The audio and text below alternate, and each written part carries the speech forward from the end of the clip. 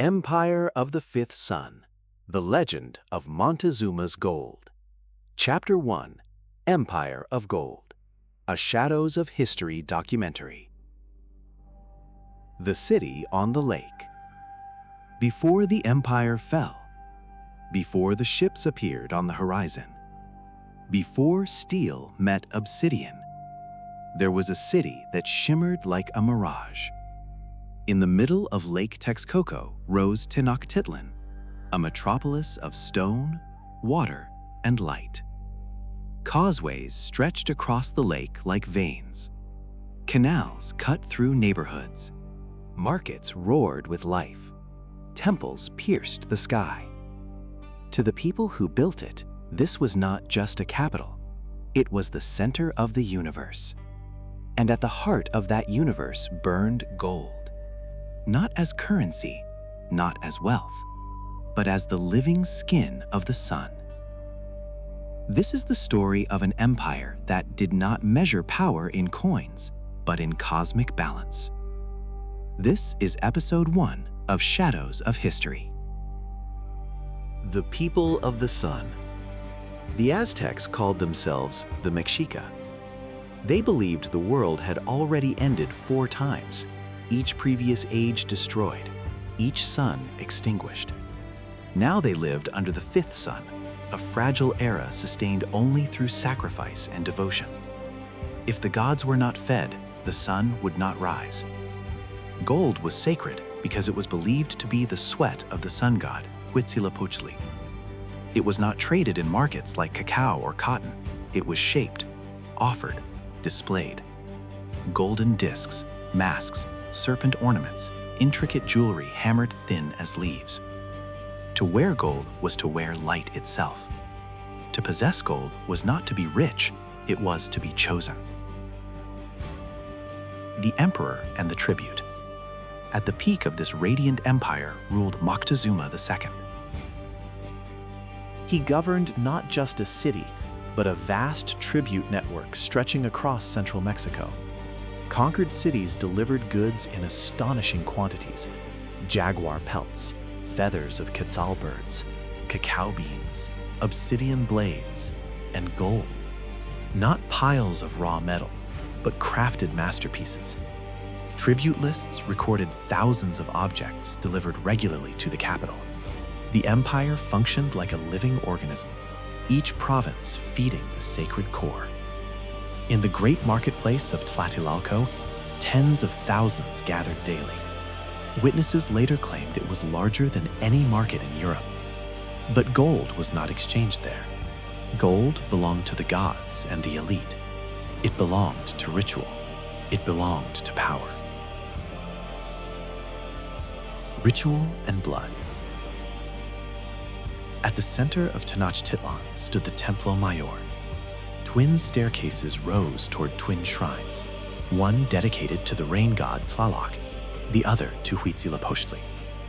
Ceremonies were not symbolic, they were necessary. Prisoners captured in ritual warfare were brought to the summit. Priests painted in blue and red raised obsidian blades. Hearts were offered to the sky. The body fell. The sun continued its journey. To modernize, it is brutality. To the Mexica, it was survival. Gold adorned these rituals not as decoration, but as divine language. Sunlight struck golden ornaments and reflected across temple walls.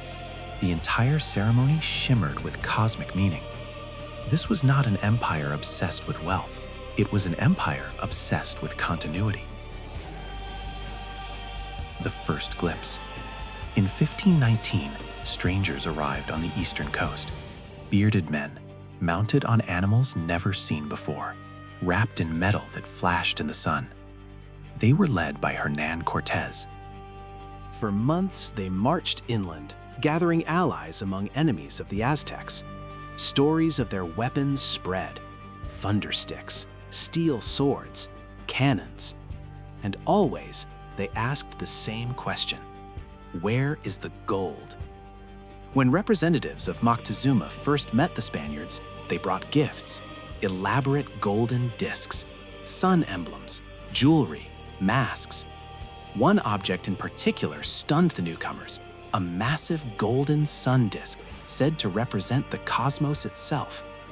To the Mexica, these were sacred offerings. To the Spaniards, they were confirmation. An empire of unimaginable wealth lay ahead.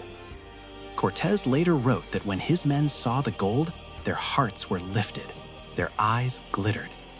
They had crossed an ocean for this moment, but they misunderstood everything. Shock and misinterpretation. The Spaniards could not comprehend a civilization where gold was not currency. If you've made it this far and enjoyed the story, don't forget to like and subscribe. It's free for you, but it helps us immensely to keep creating this kind of content. Thank you.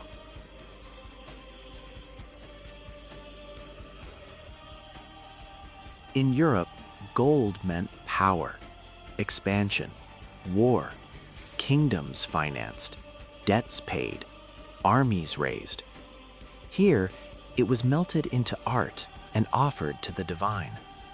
The cultural collision was immediate. When the Spaniards entered Tenochtitlan, they believed they had found a treasure vault. In reality, they had entered a sacred landscape. Moctezuma welcomed them with ceremony. Hospitality was protocol. Diplomacy was survival. But Cortés saw opportunity. He saw an emperor seated upon rivers of gold. He saw an empire that could be taken. The illusion of infinite wealth. The legend of Montezuma's gold would later grow into myth. Mountains of treasure, rooms filled with metal, endless reserves waiting to be seized. The truth was more complex. Yes, the empire was wealthy. Its craftsmanship was extraordinary, its tribute system immense. But gold was not stored in crude piles. It existed as cultural memory, shaped into sacred objects. When the Spaniards demanded more, Moctezuma complied, not because he was weak, but because he sought to maintain cosmic balance. He was navigating prophecy, politics, and an unknown enemy. Some later accounts suggested that the Aztecs believed Cortés might be connected to the returning god Quetzalcoatl. Modern historians debate this fiercely. Was it belief?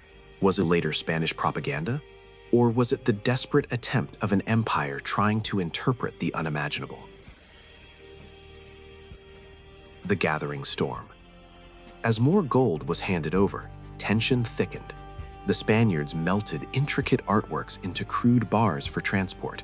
Sacred symbols dissolved in furnaces. For the Mexica, this was desecration. For the conquistadors, it was practicality. Two civilizations stood in the same city. One saw sacred sunlight, the other saw currency. The misunderstanding was fatal. Soon, hospitality would turn into captivity. An emperor would become a hostage, and the city that glittered like a jewel on the lake would prepare for war. Before the fall. The world often remembers the Aztecs for their sacrifices. It remembers the Spaniards for their conquest. But at the center of this story lies something deeper. Gold was never just metal. It was belief. It was cosmology hammered into form. It was a reflection of the sun itself. When Cortés looked at the golden disc, he saw wealth. When Moctezuma looked at it, he saw the universe. And between those two visions lay the fate of an empire.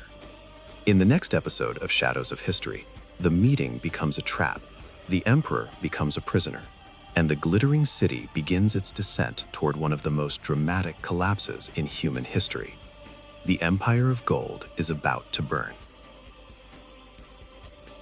If you enjoyed this story and would like to see more in the future, please give us a like, subscribe, share it with your friends, and why not, write to us in the comments what other kinds of stories you'd like to see on our channel.